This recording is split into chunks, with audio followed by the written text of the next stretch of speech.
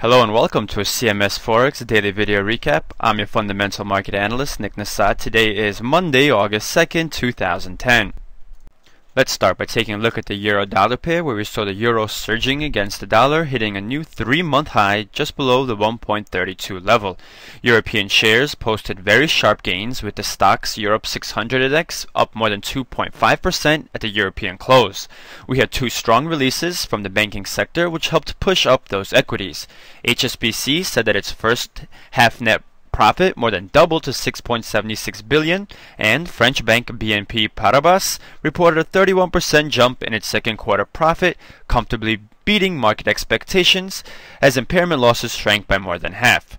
That fueled the strong gains in Europe, and as we can see, the euro-dollar broke above the 1.31 level, which we had been testing in late trading last week. We had some slightly better than expected manufacturing data as well from Europe, which combined with the sovereign debt problems continuing to fade into the background, helped to shift the focus onto economic growth, which has helped the euro compared to the dollar. We had the final version of manufacturing PMI, a measure of activity in the sector, for July rise a bit more than the preliminary reading in the Eurozone, posting a 56.7, while in June we had seen the reading at 55.6, so we actually saw a rise in activity during the month. We have seen the euro gaining on the dollar, and one of the key fundamental developments that has helped spur the downside correction in the US dollar in recent weeks has been the divergence of economic data between the US and Europe. In the UK, meanwhile, the manufacturing PMI for July came in at 57.3 compared with 57.5 in June. That is a pretty strong reading still, despite the slight decrease, and it was slightly better than forecasts. It also shows that the UK manufacturing sector continues its activity at a strong rate, which helped to spur some gains in the pound as well.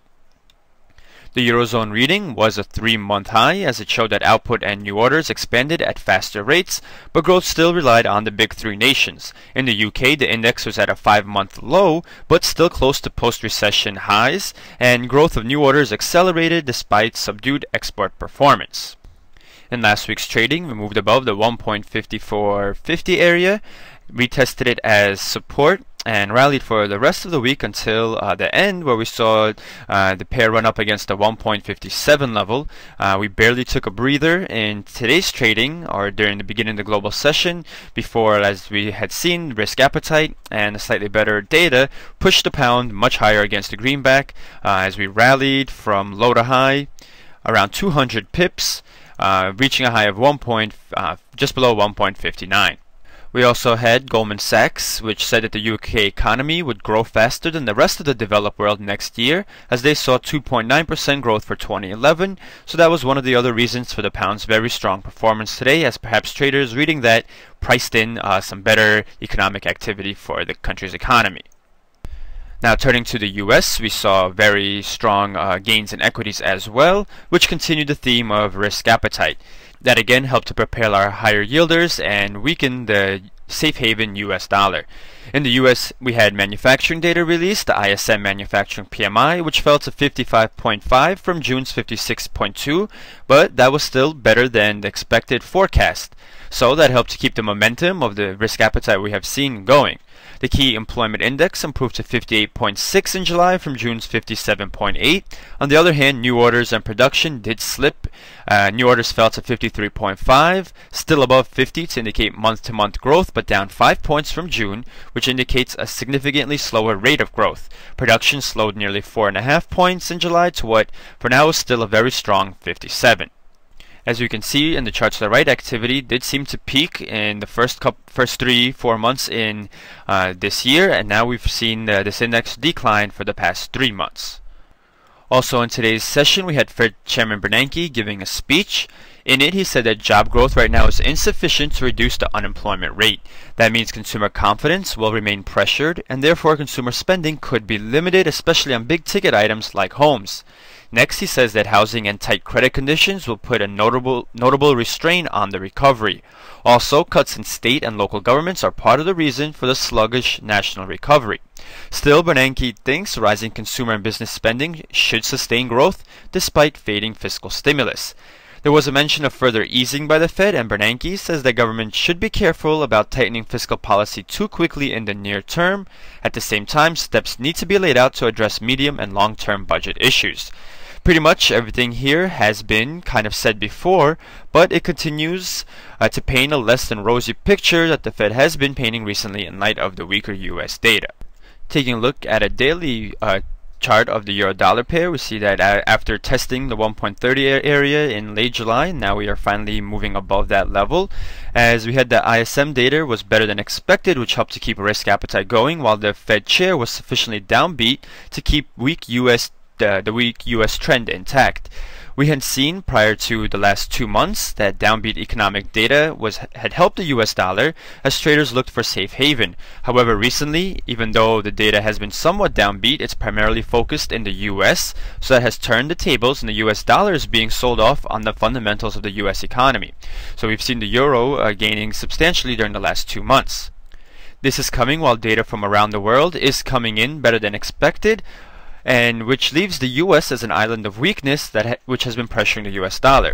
So we seem to be threading a fine line here in which US fundamentals are weak enough to hurt the US dollar, but the US data and overall data isn't poor enough to set off bouts of risk aversion and significantly knock the outlook for global growth, which would then increase the demand for the US as a safe haven. In other words, the dollar will continue to slip against the euro as long as US data continues to point a US economy that is only slowing but not necessarily reverting back to recession. If the US economy does lurch back into that direction, the dollar will again gain on the euro as investors flood out of higher yielding assets and back into the safe harbor of the US dollar. Also, we'll have to see what happens once this pair reaches the 130, first the 133, but then the 135 level, as we come close to testing a 200 period moving average in a daily time frame, and that seems to be a very important level of consolidation that we had seen earlier in the year, around March and April. And that could be the point at which investors start to refocus on the the medium-term and long-term problems still facing the Eurozone in terms of their sovereign debt situation, as well as what will happen when governments kick in their austerity measures. So as long as we see continued risk appetite and weak US data, we could see this pair continuing to move up higher until we test the 135 level, where we will have to reassess the fundamentals as well as the technical picture in this pair. Turning back to a shorter time frame, back in the hourly chart, now we're looking at the Aussie dollar, and as we could see, risk was on as the Aussie gained against the greenback, pushing above its resistance at the 0.9060 level, coming to a daily high just below 0.9150. So as we mentioned, the higher yielders are gaining as investors feel confident enough to seek those higher returns abroad, and the US dollar as a safe haven is being sold. Now we had manufacturing data coming out of Australia as well, and we saw for July the PMI, the manufacturing PMI, rise to 54.4 from 52.9. We also had 2 releases from China, where the government's manufacturing PMI came in at 51.2, lower than the 52.1 we saw in June, while a separate China PMI reading issued by HSBC fell for the 4th straight month, dropping below the boom-bust threshold of 50 for the first time since March 2009, as it registered of 49.4. While that data confirms some of the worries that China's economy is cooling, the overall consensus is that there will not be a hard landing in China, as authorities try and tame what many see conditions close to a housing bubble. That assumption, a moderate slowdown, not a sharp one, seems to be prevailing, as today's China manufacturing data did not dent the risk appetite we saw throughout today's session.